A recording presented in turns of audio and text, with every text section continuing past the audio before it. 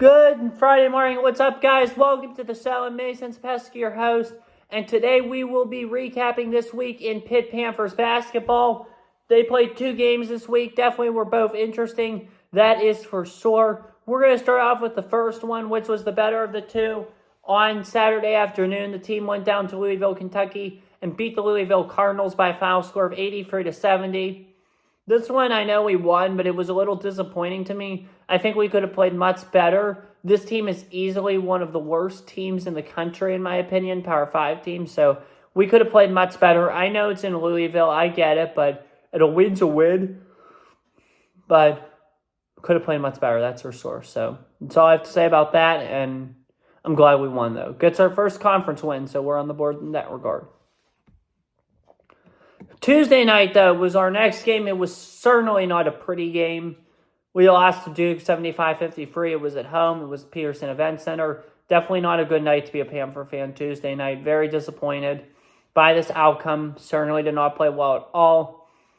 Duke just, Flipkowski, sorry if I mispronounced that, but he just dominated. He's dominant and very impressive. Congratulations to him and congratulations to Duke. Very good game. I was at that game.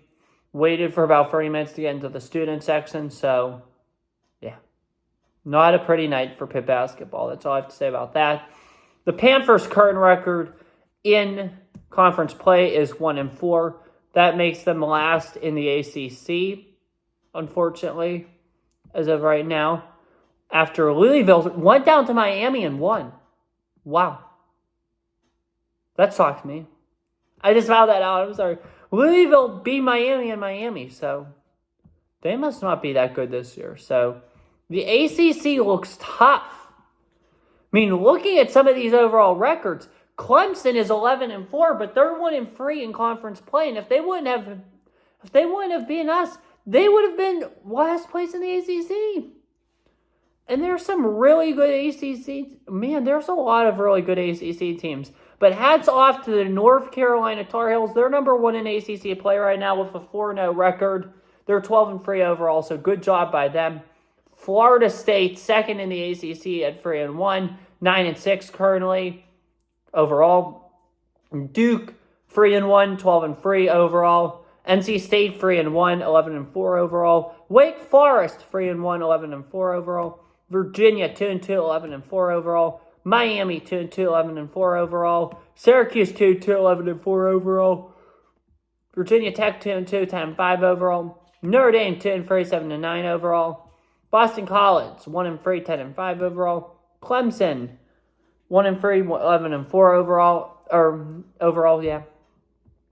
Georgia Tech, 1-3, 8-7 overall. Louisville, 1-3, 6-9 overall. And last place Pitt, 1-4, 10-6 overall. This ACC's been crazy this year. Definitely Panthers need a break. They will get that tomorrow before returning to play Syracuse Tuesday night at 7 p.m. Really hoping, fingers crossed, for a better outcome because season has not been the best of starts, that's for sure. The team is still much better than where it was, but certainly not where they should be. Looking at the other conferences, college basketball has been a gauntlet this year. It's very competitive. I mean, even looking at a team like Michigan State, who is supposed to be really good, they're 1-4 this year, 9-7 overall. Just certain programs athletically aren't having the best of years, and unfortunately, Pitt's one of them. Look to Michigan State, they're another one. Arkansas is another one, too. Their football team didn't do very well this year either.